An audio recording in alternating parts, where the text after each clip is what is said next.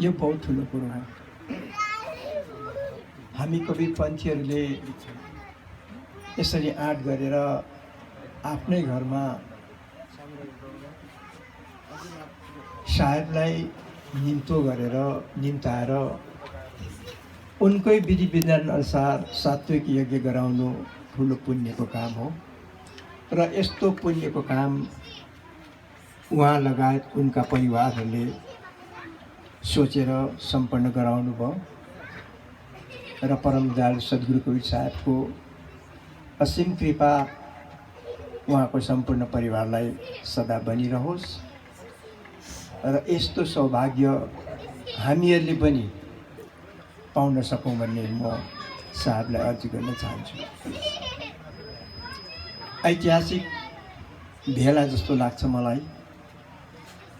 आनन्दी चौका यो एउटा ऐतिहासिक चौका मान्छु म, किनभने एउटा व्यक्तिले आफ्नो तजबिजमा यत्रो ठुलो चौका लाउन सक्नु सितिमिति कुरो होइन, यो ऐतिहासिक म मान्छु। र अर्को ऐतिहासिक पाना के थपियो भने सम्पूर्ण उत्तराखण्डमा कबीरपन्थीहरूले नेपाली भजन गुनगुनाउने अवसर पाइरहेका छौँ। यसभन्दा अघि पनि भजन सरिता 10 वर्ष अघि निस्किएको तपाईँहरूलाई अवगत भयो र त्यसको बिचमा पनि साहेबको आज्ञाले, साहेबको अनुमतिले उत्तराखण्डकै माई साहेबहरूले एउटा भजनको क्यासेट निकाल्नु भएको थियो। ती भजनहरू पनि अहिले यदाकदा सुनिन्छ। त्यसपश्चात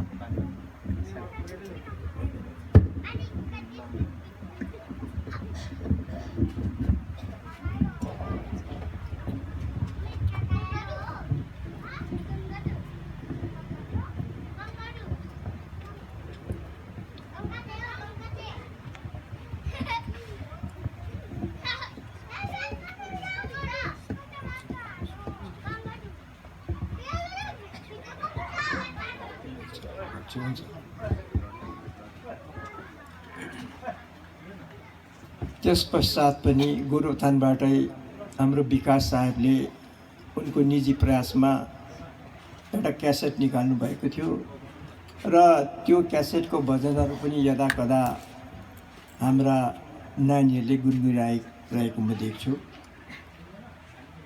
त्यसको अतिरिक्त आजको दिन फेरि भजन प्रवाह नामले अर्को एउटा कबीरपन्थीहरूको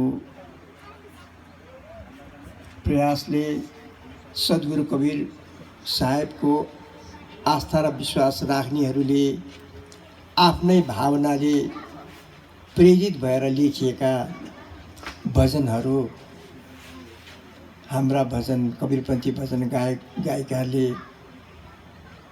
गाएर आज त्यसको प्रस्तुति, त्यसको लोकार्पण यहाँ बन्न सक्यो।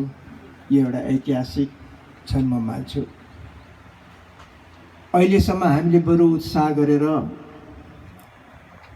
यसको फाइनान्स अथवा यसलाई आर्थिक सहयोग दिने सुदूर अमेरिकावासी बबिता माई साहेबको गुणगान गायौँ। उहाँको हृदयको विशालताको हामीले प्रसन्नतापूर्वक गुणगान गायौँ र उनको प्रतिनिधि स्वरूप उनको माताजी यहाँ हुनुहुन्छ, उहाँलाई हामीले सम्मान गऱ्यौँ। धन्य ती माता जसले यति विशाल हृदय भएकी भक्तिप्रति समर्पित हुन सक्ने छोरीले जन्माइन्। ती माता धन्य हुन्। तर दुःखको कुरो अहिले उहाँले हाम्रो सामु यत्रो सम्मान पाउँदै पनि उनलाई वज्रपात भए जस्तो भयो। भर्खरै उहाँले खबर पाउनुभयो, उहाँको दाजु दार्जिलिङमा भर्खरै बित्नु भएछ। एकपट्टि उल्लास छ उहाँलाई, एकपट्टि शोक। जीवन भनेको यही हो, संसार भनेको यही हो। संसारमा कुनै कुरो स्थिर रहँदैन, स्थिर नहुनु नै संसार हो। र हामी सम्पूर्ण कवीरपन्थीले उहाँको दाजु जो बित्नुभयो उनको आत्माको निम्ति चिर शान्तिको निम्ति 1 मिनटको मौन धारण गरिदियो भने म तपाईँहरूलाई निवेदन गर्न चाहन्छु। समय हेर्नको निम्ति मण्डली मोहनदास साहबले 1 मिनटको समय हेरिदिनु होला। त्यतिन्जेलसम्म उनको चिर शान्तिको निम्ति हामी सद्गुरुसँग स्मरण गरौँ।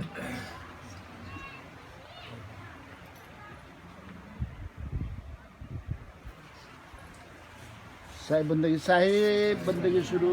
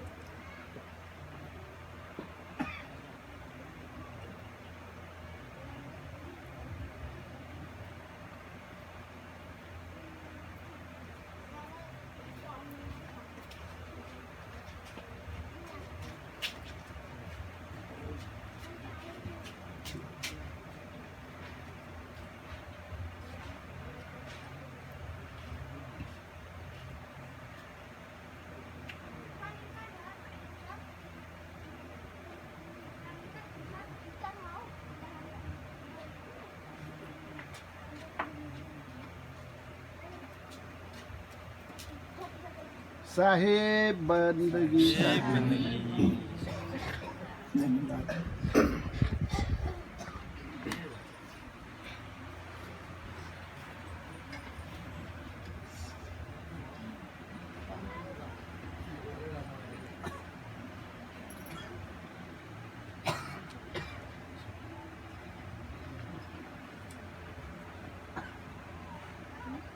हामी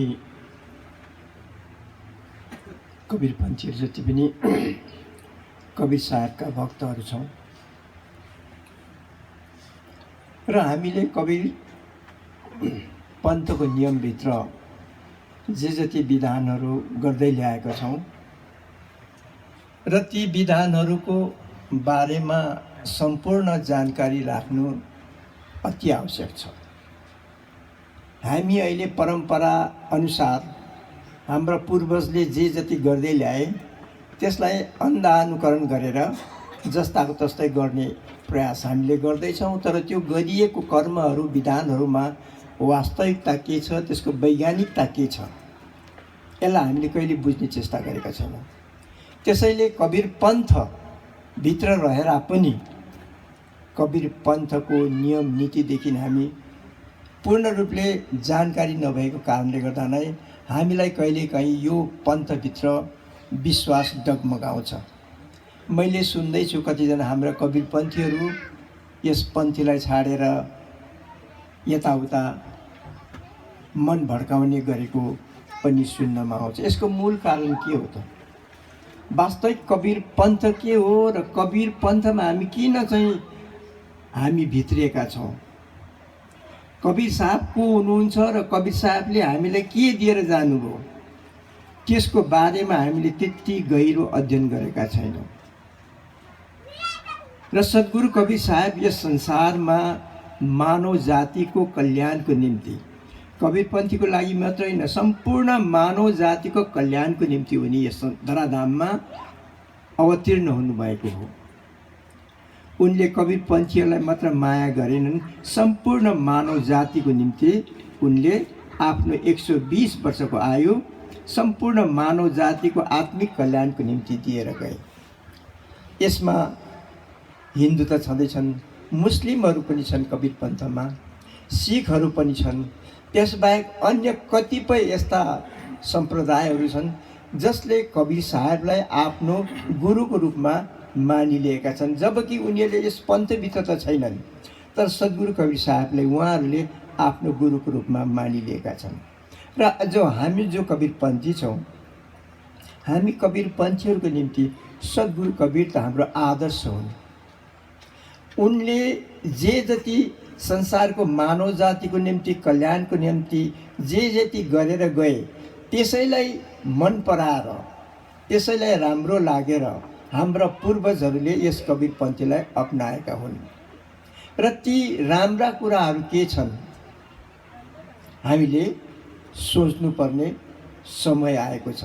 हामीले सद्गुरु कबीर साहेबको जो नियम नीति अन्धाधुन्दामा हामी गरिरहेका छौँ, यो चौका लाउँछौँ, भण्डारा सन्त पूजन गर्छौँ इत्यादि गर्छौँ, यसमा त्यति गहिराइमा हामी डुबेको जस्तो मलाई लाग्दैन। त्यसै कारणले यो कबीर पन्थप्रति हाम्रो जुन विश्वास छ त्यो विश्वास डगमगाउँछ। जब तपाईँले हृदयभित्रबाटै सद्गुरु कबीर साहेबलाई आफ्नो गुरु सम्झेर जुन दिन तपाईँ समर्पित बन्नुहुन्छ त्यो दिन मात्र तपाईँलाई सद्गुरु कबीर साहेबको महत्त्व र मानव जातिप्रति उनले दिनुभएको योगदानको बारेमा हामी तपाईँलाई त्यसको जानकारी हुन्छ। अब हामीले अहिले त यो समय छैन कि हामीले सद्गुरु कबीर साहेबको समयको इतिहास दोहोऱ्याउने, तर कबीरपन्थीले सद्गुरु कबीर साहेबको समयको इतिहास खोजेर पढेर दोहोऱ्याउनु आवश्यक छ। हामीलाई त हाम्रो पूर्वजले जे कुरो दिनुभयो त्यसैलाई मान्यता ल्याउँदै आएको छौँ र अहिले हामी एउटा त्यसको बाहिर पाटोमा मात्रै छ, त्यसको बोक्रामा मात्रै, त्यसको भित्र पसेका छैन। किनभने यो मानव शरीरमा मूल कुरो दुईवटा तत्त्वहरू छन्। एउटा यो इन्द्रियले देखिने बाहिर तत्त्व जो संसारसँग सम्बन्धित छन्, अनि एउटा यो भित्र एउटा अर्को तत्त्व छ, चेतन तत्त्व, जसको हामीलाई बोध छैन। यहाँनिर नै हाम्रो ठुलो भनौँ न अन्तर छ। अब अहिले हामी कबीरपन्थीले जे जति गर्छौँ यो बाह्य कुरो संसारमा देखेको कुराहरू त गर्छन्, त्यसको मतलब हाम्रो इन्द्रियहरूले थाहा पाउने विषयमा मात्र हामी कुदिरहेका छौँ। तर सद्गुरुलाई पाउनको निम्ति इन्द्रियातीत एउटा यस्तो विधि छ, एउटा यस्तो भनौँ न प्रणाली छ, जुन प्रणालीद्वारा वास्तविक सद्गुरु कबीर साहेबको नजिकमा हामी पुग्न सक्छौँ अथवा उनको आशीर्वाद र उनको कृपा हामीलाई प्राप्त हुन्छ। त्यो गुप्त छ, त्यो गौण छ, त्यो देख्नमा आउँदैन, त्यो स्पष्टसँगले देख्दैनौँ। तर चौका आरती गरेको हामीले देख्छौँ, हामीले साधु पूजन गरेको देखिन्छ, सत्सङ्गमा बसेको, यो बाहिर हाम्रो आँखा हाम्रो इन्द्रियले थाहा पाउने कुरो हो। तर सद्गुरु कबीर साहेबले त्यो गुप्त भेद जो दिनुभएको छ त्यो हाम्रो इन्द्रियले थाहा पाउँदैन। न हामी आँखाले देख्न सक्छौँ, न कानले सुन्न सक्छौँ, न हातले स्पर्श गर्न सक्छौँ, त्यो अर्कै कुरो छ। र त्यो कुरोपट्टि हाम्रो ध्यान गएको छैन, त्यो कुरोलाई प्राप्त गर्ने हाम्रो चासो छैन, चाहना छैन। त्यसै कारणले गर्दाखेरि सद्गुरु कबीरले जो दिनुभएको जो पन्थ छ, यो पन्थभित्र रहेर पनि हामी पूर्ण रूपले कबीरपन्थी बन्न सकेका छैनौँ।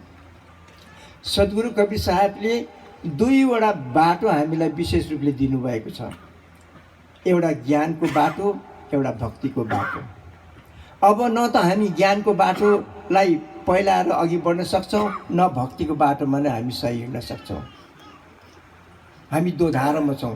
पूर्ण रूपले ज्ञानको बाटो हामी पहिलाएर जान सकेका छैनौँ, किनभने हामीमा सद्गुरुको त्यो पूर्ण ज्ञान प्राप्त छैन। अब भक्तिको क्षेत्रमा जाउँ भने भक्तिको क्षेत्रमा पनि हामी पूर्ण रूपले भक्त बन्न सकेका छैनौँ।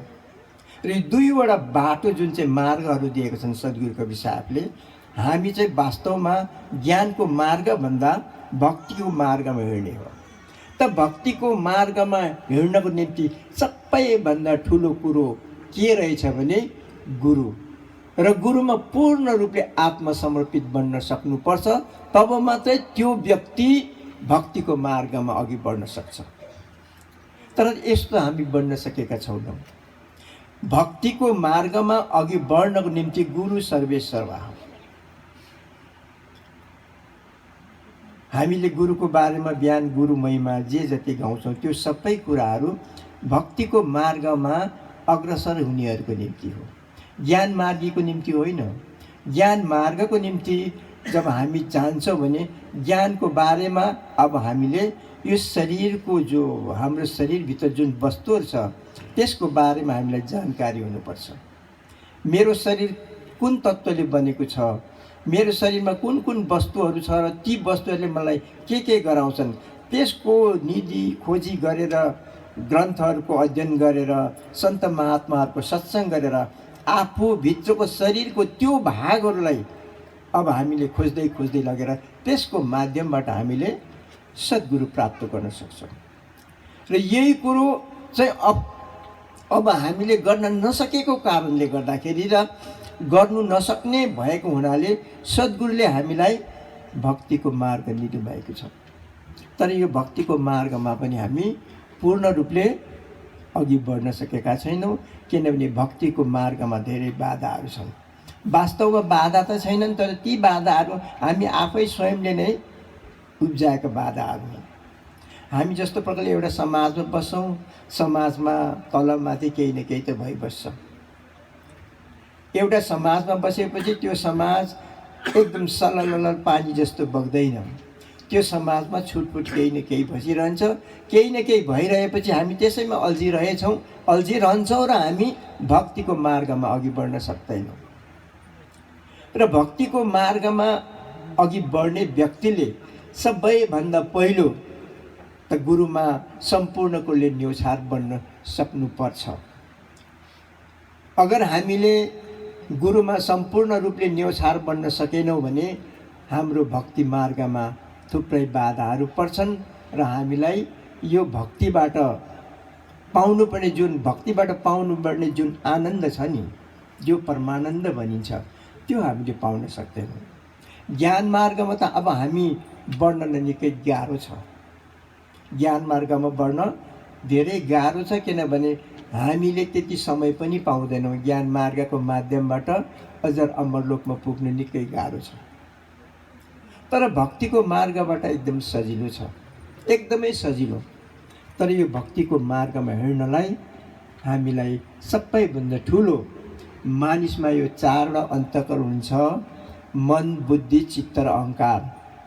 हाम्रो शरीरभित्र मन, बुद्धि, चित्त, अहङ्कार यो चारवटा अन्तःकरण हुन्छ। यो चारवटा अन्तःकरणमध्ये अन्तको जुन अहङ्कार छ, यो अहङ्कारले नै हामीलाई भक्तिमा अघि बढ्न दिँदैन। तपाईँ विचार गर्नुहोस्, हामीभित्र मन, बुद्धि, चित्त र अहङ्कार छ। यो अहङ्कारकै कारणले गर्दाखेरि हामीलाई भक्ति मार्गमा अघि बढ्न यसले बाधा दिन्छ।